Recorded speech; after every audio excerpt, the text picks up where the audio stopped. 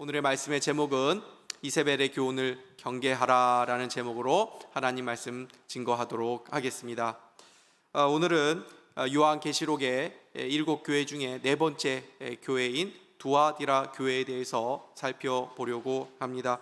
우리가 지금까지 7교회에 대해서 생각해 보려고 하는 것이 무엇입니까? 교회의 본질이 무엇인가 하는 것이죠. 우리가 아직 7교회를 다 살펴본 것은 아니지만 이제 7교회 중에 네 번째 교회, 거의 절반을 지나가고 있으면서 또 앞으로도 우리가 살펴보겠지만 이 교회들을 주님께서 어떻게 평가하고 계시는가, 무슨 기준을 가지고 평가하시는가를 볼 수 있죠. 주님이 어떤 기준을 가지고 평가하십니까?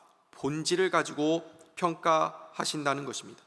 이것을 통해서 우리가 알게 되는 것이 하나 있습니다. 그것이 무엇입니까? 주님이 교회를 평가하실 때 우리의 기준과 너무나도 다르다는 것이죠.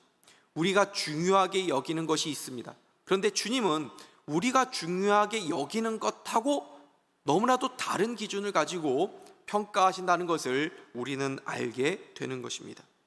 주님이 중요하게 여기시는 것이 무엇입니까? 우리는 겉모습, 외향적인 그런 모습들을 보면서 판단하기가 쉬운 사람이지만 주님은 겉모습이 아니라 바로 내면, 우리의 본질입니다.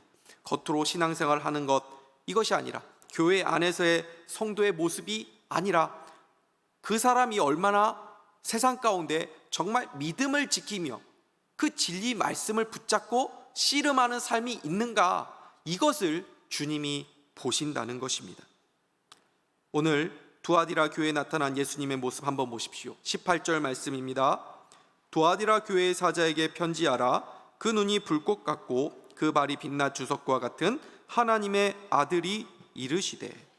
오늘 예수님은 모든 것을 통찰하시고 우리의 깊은 내면의 중심까지도 다 뚫어보시는 그 눈빛을 가지고 판단하시는 그 심판주의 모습으로 이 두아디라 교회에 지금 나타나고 계십니다.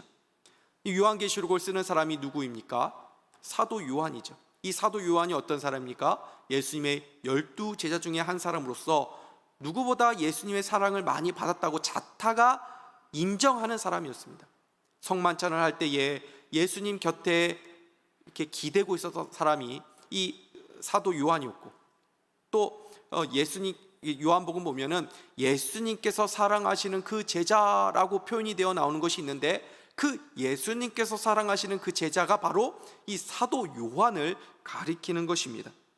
그렇게 예수님께서 가깝게 여기시고 예수님과 그렇게 친밀하게 지냈던 사람이 이 사도 요한인데, 이 사도 요한이 지금 요한계시록에 등장하는 예수님 앞에서 어떤 모습을 보이고 있는지 한번 보십시오. 우리 1장 17절 말씀 한번 보도록 하겠습니다. 우리 같이 한번 읽겠습니다. 시작. 내가 볼 때에 그의 발 앞에 엎드러져 죽은 자 같이 되매 그가 오른손을 내게 얹고 이르시되 두려워하지 말라. 나는 처음이요 마지막이니. 두려움에 사로잡혀서 숨조차 제대로 쉴 수 없이 죽은 자처럼 그렇게 있었다는 것입니다. 왜 그렇습니까? 예수님이 지금 온 세상을 심판하시는 심판주요, 모든 것을 판단하시는 그런 불꽃 같은 눈동자로 보고 계시기 때문입니다. 이 눈빛과 이 영광 앞에 이 사도 요한마저도 정신이 잃어버릴 정도로 두려움에 떨고 있으니까 예수님께서 두려워하지 말아라 라고 말씀하시는 것이죠. 이것은 예수님께서 의도적으로 일부러 두렵게 하기 위해서 그렇게 나타나신 것이 아니라 예수님의 그 거룩과 어미와 영광이 충만하신 그 모습 앞에서 이 사도 요한이 두려움을 느꼈던 것입니다. 주님은 우리의 친구가 되어 주셨지만 우리가 함부로 대할 수 있는 분이 아닙니다.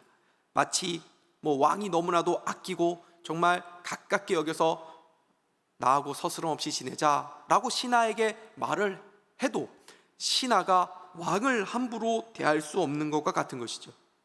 주님은 우리의 친구가 되어 주셨기 때문에 우리가 주님은 나의 친구, 주님은 나의 친구 이렇게 찬양도 하고 또 그렇게 그분과 깊은 교제도 누릴 수 있고 우리가 하고 싶은 모든 것들을 허심탄회하게 다 알 수 있는 그런 은혜를 우리 모두가 누리고 있지만, 동시에 주님은 이 세상 모든 만물을 통치하시고 우리를 지으시고 모든 만물을 창조하신 창조주 하나님이시라는 것을 인식해야 합니다. 그렇기 때문에 언제나 우리가 주님 앞에 나아갈 때에는 그의 합당한 마음가짐을 가지고 나아가야 하는 것이죠. 그것이 바로 주님을 경외하는 자세인 것입니다. 오늘 이 거룩하신 주님께서 두아디라 교회를 향해 말씀하십니다. 먼저 두아디라에 대한 주님의 칭찬의 말씀이 나오고 있습니다. 19절입니다. 우리 같이 한번 읽겠습니다. 시작. 내가 내 사업과 사랑과 믿음과 섬김과 인내를 아노니 내 나중 행위가 처음 것보다 많도다. 아멘. 역사적으로 두아디라 교회는 큰 교회는 아니었다고 합니다. 적은 교회였습니다. 그러나 그 교회로서 지켜야 될 그 믿음과 사랑과 인내와 수고, 그 섬김이 충만하게 있었다라고 말씀합니다. 당시 두아디라 도시의 상황은 여느 도시의 상황과 마찬가지로 우상 숭배가 만연된 도시였습니다. 두아디라 교회 우리 다루기 전에 지난주에 어떤 교회를 다루었습니까? 기억나십니까? 버가모 교회였습니다. 이 버가모 교회에 무슨 일이 있었습니까? 핍박이 있었죠. 정치적인 핍박이었습니다. 그래서 순교자가 나왔던 그 교회가 이 버가모 교회라는 것 우리가 살펴보았습니다. 그런데 지금 이 두아디라 도시는 이 정치적인 박해보다는 경제적인 박해가 아주 강했던 곳이었습니다. 두아디라 도시는 상업이 매우 발달했던 도시였습니다. 사도행전에 나오는 자주장사 루디아라는 여인이 있지요. 이 여인이 바로 두아디라 이 도시에 있었던 사람입니다. 유럽 최초의 개종자로 알려져 있습니다. 자주장사 루디아라고 되어 있지만 성경 원문에는 자주라는 것은 없고 그냥 염색이라는 어떤 그런 뉘앙스의 단어가 있습니다.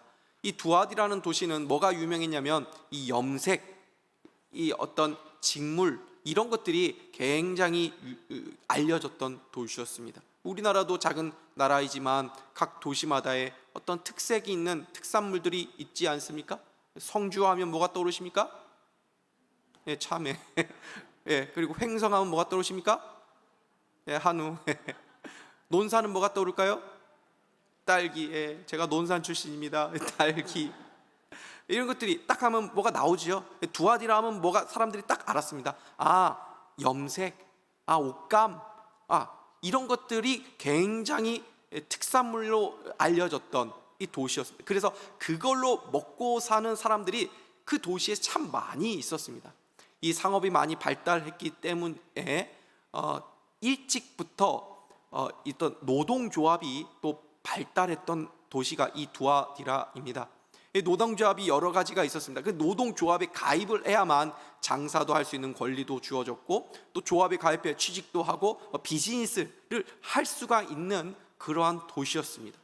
근데 문제는 뭐냐면 이 노동조합에 가입을 하게 되면 각 그 조합마다 섬기는 수호신들이 다 있었는데 그 신을 섬겨야 했던 것입니다.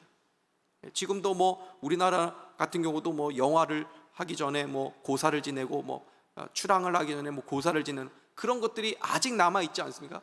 그런데 당시에 그 신들이 있어서 우리 장사 좀 잘 되게 해주십시오 하면서 섬겼던 그런 우상숭배의 문화가 있었다는 거예요. 그냥 우상숭배만 했던 것이 아니라 그 제사를 드리면서 또 여인들과 또 이런 음란한 행위를 하는 그런 퇴폐적인 상업 문화가 당시 이 두아디라 도시 안에 만연해 있었던 것입니다.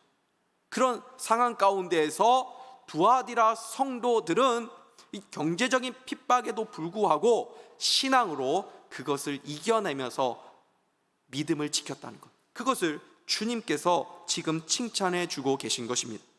그런데 이 칭찬보다 더 놀라운 칭찬이 그 뒤에 나옵니다. 19절 하반절 말씀을 한번 보시겠습니까? 같이 읽겠습니다. 시작. 내 나중 행위가 처음보다 많도다. 그 행위가 뭐라고요? 19절 다시 한번 보시기 바랍니다. 사업과 사랑과 믿음과 섬김과 인내를 아노니 내 나중 행위가 처음 것보다 많도다. 여기서 말하는 사업은 그냥 개인 비즈니스를 말하는 것입니다.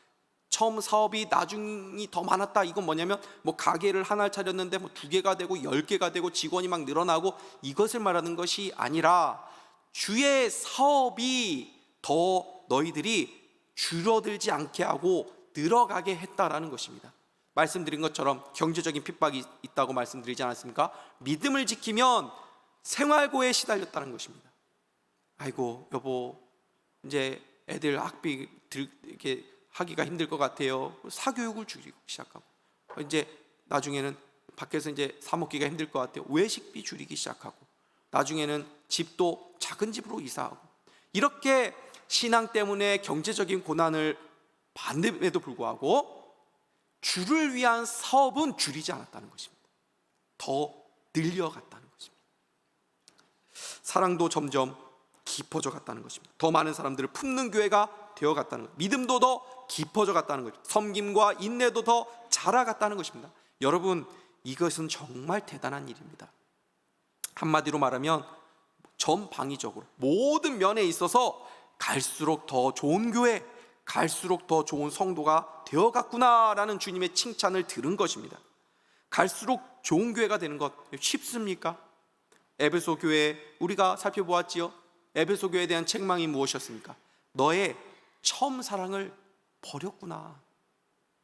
갈수록 더 좋은 신앙을 가지기는커녕 초심도 잃어버리기 쉬운 것이 우리들의 모습 아닙니까? 여러분의 신앙은 어떻습니까? 갈수록 더 좋아지고 계십니까? 아니면 예전에는 참 뜨거웠었는데 지금은 그렇지 못해서 죄송합니다 하는 마음이십니까? 저는 어렸을 때부터 식기도할 때마다 습관적으로 이런 기도를 했습니다. 하나님 아버지, 이거 주셔서 감사합니다. 이거 먹고 훌륭한 목사님 되게 해주세요. 네, 저는 그렇게 기도를 해왔다라고 그러더라고요. 어느 순간 그 기도 언젠가부터 하지 않았던 것 같습니다. 아마 뭐 신학교 들어가면서부터 안 하지 않았을까라는 생각을 해보게 됩니다. 그런데 제가 언젠가 문득 이 기도는 내가 계속해야겠구나 하는 생각이 들었습니다. 이미 목사가 되었지만 목사가 되는 것보다 더 중요한 것, 더 힘든 것은 목사다운 목사를 계속 내가 살아가는 것이라는 것을 절감하고 있기 때문입니다. 목사다운 목사, 진실된 목사 되게 해주세요 라는 것, 이것은 내가 목사가 되었지만 목사다운 목사가 되어가는 것이 평생 씨름해야 될 그 숙제라는 것을 깨달은 것입니다. 갈수록 더 좋은 목사가 되어간다면 그것이 얼마나 저에게 큰 영광이고 아름다운 인생이 되겠습니까? 그런데 그게 참 쉽지 않은 일이죠. 그런데 두아디라 교회와 성도들은 그렇게 갈수록 훌륭한 성도, 훌륭한 교회가 되어 갔다는 것입니다. 비록 두아디라 교회에 대해 주님이 뒤에서 책망을 하고 계시지만은 저는 이 두아디라 교회를 향한 주님의 이 칭찬이 너무나도 부럽습니다. 내 나중 행위가 처음 것보다 많도다. 가면서 변화되기보다는 변질되어 가는 사람들이 얼마나 많습니까? 다른 교회가 변질이 되고 세속화되고 어떤 목사님들이 타락하고 하는 것에 너무 신경 쓰지 마십시오. 다른 교회, 다른 성도, 다른 목사가 어떻게 되든지 간에 우리 자신이 중요한 것입니다. 우리 산상교회와 우리 성도님들은 주님 앞에서 변질되어 가는 것이 아니라 더 좋은 교회, 더 좋은 성도, 더 좋은 목사로 변화되어 가는 은혜가 있기를 주님의 이름으로 축복합니다. 두아디라 교회는 너무나도 영광스러운 이 칭찬을 받았지만 그 뒤에 주님의 책망이 나옵니다. 그 책망의 내용이 무엇입니까? 20절 말씀입니다. 그러나 내게 책망할 일이 있노라. 자칭 선지자라 하는 여자 이세벨을 내가 용납함이니 그가 내 종들을 가르쳐 꾀어 행음하게 하고 우상의 제물을 먹게 하는도다. 두아디라 교회는 갈수록 빛이 나는 너무나도 좋은 교회였지만 치명적인 약점이 하나 있었는데 그것은 바로 이세벨의 교훈을 용납했다는 것입니다. 이 여인이 누구인지는 사실 정확하게 알기는 어렵습니다. 근데 이세벨 하면 우리는 알죠. 구약에서 나오는 이세벨이 누구입니까? 그 이스라엘의 왕들 중에 가장 악한 왕이라고 손꼽혔던 이 아합 왕의 아내가 바로 이세벨 여왕 아니었습니까? 이 이세벨은 이방 여인인데 거기서 결혼하면서 이 우상을 섬기는 바알과 아세라 이 상을 갖고 들어와 가지고 이스라엘 백성들에게 그 우상 숭배를 퍼뜨렸던 인물이 바로 이 이세벨 여인이었습니다.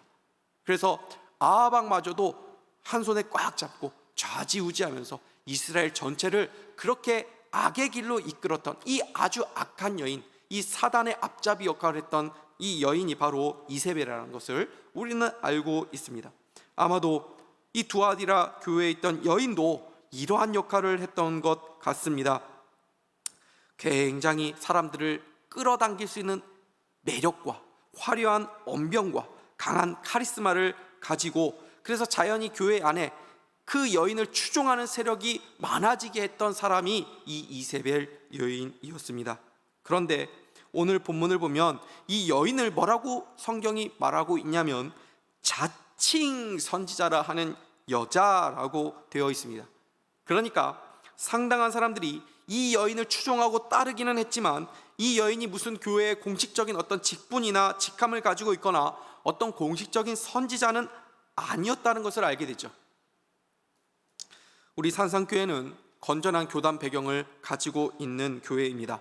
담임 목사인 저를 비롯해서 산상교회 모든 교육자들은 모두 검증된 복음주의 신학교를 졸업했거나 공부를 하고 있는 교육자들입니다. 그리고 목사들은 어떤 정식적인 절차를 다 거쳐서 목사 안수를 받은 사람들입니다. 공적인 기관에서 어떤 공적으로 안수를 받았다는 것은 중요한 권위를 가지는 것입니다. 우리가 교회를 선택할 때 가장 먼저 그 교회가 건전한 교단에 소속되어 있는지를 확인하는 것이 중요한 이유가 여기 있습니다. 그것이 1차적으로 우리의 영혼의 안전한 단계이기 때문에 그렇습니다. 그런데 이 본문에 나오는 이세벨은 오늘날로 말하면 정규 신학교 과정을 거친 사람도 아니고 또는 교회 안에서 어떤 공적으로 위임을 받은 어떤 직분자도 아니라 자기 스스로 어떤 영적인 권위가 있는 것처럼 그렇게 말하고 행세하는, 그래서 많은 사람들을 모으고 자신의 영향력을 발휘하는 그러한 사람이었다라는 것입니다.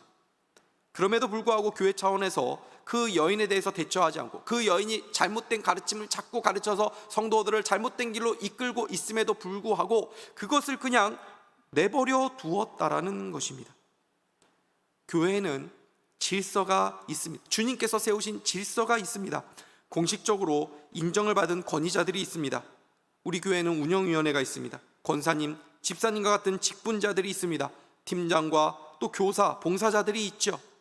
봉사자들이 많이 필요하다고 해서 그냥 가서 섬깁니까? 그렇게 하지 않습니다. 다 써가지고 교회에 제출을 받아서 이분이 누구인지를 확인하는 그 과정이 사실 있는 것입니다. 그렇게 해서 한 분 한 분이 담임 목사와 운영위원회의 허락하에 세워지는 것입니다. 그렇게 권위를 위임해 주는 방식으로 교회가 운영되어 가는 것입니다. 구약의 시대를 보면 하나님께서는 모세를 통해서 이스라엘에게 말씀을 하셨습니다. 그리고 그 모세를 통해서 일꾼을 세워 가셨습니다. 신약 시대에도 마찬가지입니다. 주님은 사도들을 통해서 말씀을 가르치셨고, 그래서 교회를 뭐라고 말합니까? 사도들의 터 위에 세워진 교회라고 말하지 않습니까? 그 사도들의 가르침을 받은 사람들이 그 바른 진리를 그대로 자신의 충성된 종들에게 또 가르치고 해서 그 바른 진리가 변질되지 않도록 이어져 오게 되는 것입니다. 주님께서는 지금도 주의 진리의 말씀을 제대로 훈련된 그 말씀 사역자들을 통해서 가르치시는 것이죠. 그렇게 하지 않는다면 공식적으로 신학교들이 세워질 이유가 왜 있겠습니까? 그러므로 교회 안에서 담임 목사가 모르는 어떤 사적인 성경 공부나 훈련 모임이 있는 것은 바람직하지 않습니다. 지금 우리 교회가 잘못하고 있다고 해서 제가 이 말씀을 드리는 것이 아닙니다. 잘하고 있어서 이런 말씀 드립니다. 오히려 이렇게 잘못하는 것이 있으면 이런 말씀을 제가 드리는 것이 더 불편하죠. 근데 지금 잘하고 계시니까 사전에 이런 말씀을 드리는 것입니다. 저는 교회 안에 여러 모임들이 있었으면 좋겠습니다. 건강하고 말씀 중심적인 그런 교제들이 여러 곳에서 생겼으면 좋겠습니다. 그러나 그런 모임들은 교회의 공적인 절차를 거쳐서 세워져 가야만 합니다. 그리고 그 모임의 리더들은 담임 목사와 교회의 지도를 받아야 하는 것입니다. 외부에 출타를 하시거나 어떤 모임을 가지실 때에 저에게 미리 말씀해 주시는 분들이 계신데 얼마나 고맙습니까? 주일에 목사님 무슨 일로 제가 예배 참석을 못하게 됩니다. 죄송합니다. 이렇게 하면 참 얼마나 고마운지 모릅니다. 혹시라도 기도원에 또는 외부 집회 참석이나 또 외부에서 하는 어떤 훈련 프로그램들을 받으려고 하신 분들이 계시다면 사전에 교회에 문의를 해주시는 것이 바람직합니다. 요즘 건강한 교단이라고 겉으로는 이렇게 홍보를 하면서 사실은 내면을 보면은 이단들인 경우가 얼마나 많은지 모릅니다. 그러므로 이단에 빠지지 않는 가장 기본적인 첫 단계는 어떤 비공식적으로 또는 사적으로 하는 어떤 프로그램이나 외부의 훈련에 참여하기 전에 본 교회의 교육자들에게 한 번쯤 문의를 해 주는 것입니다. 이것이 비록 작고 사소한 일 같이 보일지라도 자신의 영혼을 지키는 아주 중요한 첫 단계가 되는 것입니다. 그러면 자칭 선지자라고 하는 이 이세벨이 가르친 교훈이 무엇이었을까요? 20절 하반절 말씀을 다시 보시면 그가 내 종들을 가르쳐 꾀어 행음하게 하고 우상의 제물을 먹게 하는도다. 유진 피터슨이 번역한 이 메시지라는 번역본을 보면 이것을 이렇게 번역해 놓고 있습니다. 어찌하여 너는 자칭 예언자라 하는 이세벨이 나의 아끼는 종들을 십자가를 부인하는 종교로 자아에 탐닉하는 종교로 꿰는 것을 보고만 있느냐. 결국 이세벨의 교훈을 무엇입니까? 겉으로는 굉장히 신령한 것 같고 굉장히 영적인 것 같이 보이지만 그 안에는 굉장히 세속적이고 탐욕적인 것들을 추구하게 만드는 그 거짓 가르침을 말하는 것입니다. 이세벨의 이 가르침이 이 치명적인 위험성을 갖고 있는 이유 중에 하나는 이것이 반기독교적이고 아주 세속적인 가르침에도 불구하고 겉으로는 이 복음이라는 이름으로 성경적인 것이라고 말하면서 퍼뜨리기 때문에 그렇습니다. 지금도 마찬가지 아닙니까? 복음인 것처럼 성경인 것처럼 내세우면서 교묘하게 우리의 탐심을 자극하는 그런 가르침들이 많이 있습니다. 그런 세미나, 그런 책들을 기독교에서 나온 신문에도 홍보가 되면서 그렇게 나오고 있습니다. 그런 것들을 보면 사실은 자신들의 그 논리를 여러 가지 성경 구절을 갖다 붙이면서 그것을 근거로 해가지고 그것이 마치 성경적인 것처럼 그렇게 내세우고 있거든요. 그런데 그 안을 보면 그 가르침의 사실 본질을 보면 굉장히 세상적이고 탐욕을 추구하는 그런 것들이 얼마나 많은지 모릅니다. 성경적 재정에 대해서 가르친다고 하면서 그 내용을 보면 결국 하나님의 복을 받아서 돈을 많이 벌 수 있다는 것을 가르치고 있습니다. 그 강사는 자신이 이러한 성경적 원리를 적용해서 자신부터가 수십억을 벌었다고 간증하면서 다니기도 합니다. 이것이 다 무엇입니까? 소위 번영신학이라는 것입니다. 번영신학이라는 것은 하나님을 이용해서 자신의 삶의 탐욕을 만족시키려고 하는 것을 말합니다. 그런데 이런 가르침들이 사람들에게 인기가 있는 이유가 무엇입니까? 자기를 부인하면서 십자가를 지십시오, 이런 말씀보다 하나님이 그렇게 복 주시면 세상에서 성공하고 돈도 많이 벌 수 있습니다 하는 것이 사람들에게는 더 즐겁지 않습니까? 그러니까 바른 말씀이 전해지는 곳보다 그렇게 사람들이 듣기 좋은 그 거짓된 가르침이 전하는 곳에 사람들이 더 많이 몰려들기 쉽고 더 부흥하는 것 같은 그런 현상이 일어나게 되기도 하는 것입니다. 그러나 사람들이 많이 모인다고 해서 그곳에서 가르치는 가르침이 진리라는 것을 보장해 주지 않는다는 것을 기억할 수 있기를 바랍니다. 설교 어떻게 들을 것인가 라는 짤막한 책이 있습니다. 좋은 책입니다. 여기에 이런 문장 하나가 있습니다. 감동과 은혜를 착각하지 말라. 은혜는 감동을 주기도 하지만 책망과 불편함을 주기도 한다. 여러분은 설교 말씀 듣고 또는 예배를 드린 다음에 은혜 받았습니다 할 때가 주로 언제이신지 한번 생각해 보십시오. 내가 위로받고 내가 뭔가 만족을 느낀 것 같을 때에 은혜 받았습니다 할 때가 많지 않습니까? 뭔가 조금 불편함을 주고 부담을 주고 어떤 책망을 듣는 말씀을 들으면 이게 은혜구나 라고 생각하기는 쉽지 않을 것입니다. 그러나 때로는 우리를 살리는 책망의 말씀을 들을 때 우리는 그것을 은혜로 여길 수 있어야 한다라는 것입니다. 제가 요한계시록 7교회를 지금 계속 여러분과 말씀을 나누고 있는데 일상에서 너무나도 고단하고 힘든 삶을 산 우리 성도님들을 생각할 때마다 내가 이게 너무 부담 드리는 거 아닌가? 이렇게까지 내가 말씀을 전하면 좀 힘들어 하시지 않을까? 하는 마음을 제가 느낄 때가 있습니다. 설교 준비하면서. 그러면 조금 이렇게 부드럽게 이렇게 좀 표현해야겠다 이렇게 할 때가 있습니다. 그러나 책망과 불편함을 주는 설교 가운데서도 하나님의 은혜가 있는 줄 믿으시기 바랍니다.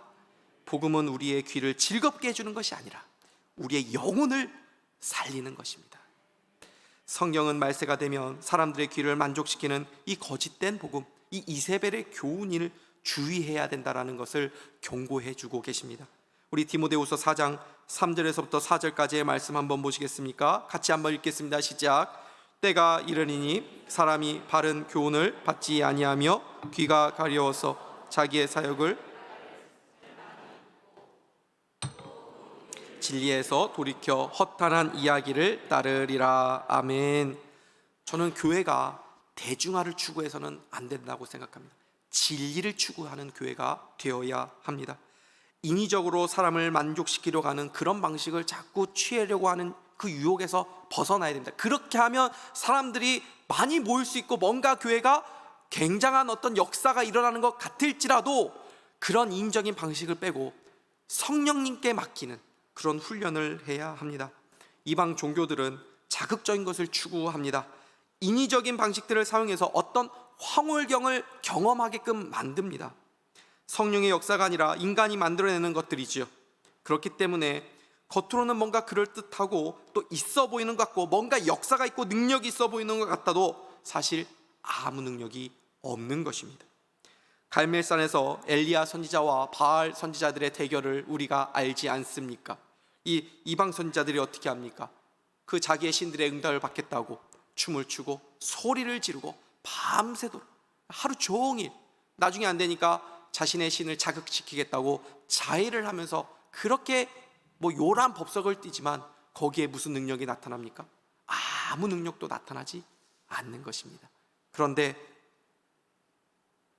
이 엘리야 어떻게 합니까? 그 다음에 조용히 나가서 단을 쌓고 기도를 그렇게 요란하게 하지 않죠. 하나님 아버지, 이 종이 하나님이 보내신 참된 종이라는 것과 하나님이 진짜 참 하나님 되심을 불로 응답하여 주시옵소서. 이 말할 때 하늘에서 불이 떨어진 줄 믿습니다. 능력이 나타나는 것입니다. 성령의 능력이 우리에게 임하는 것입니다. 이것이 바로 우리가 믿는 기독교입니다. 우리는 모양이 아니라, 화려한 그 모양이 아니라 능력을 가지고 있는 교회입니다.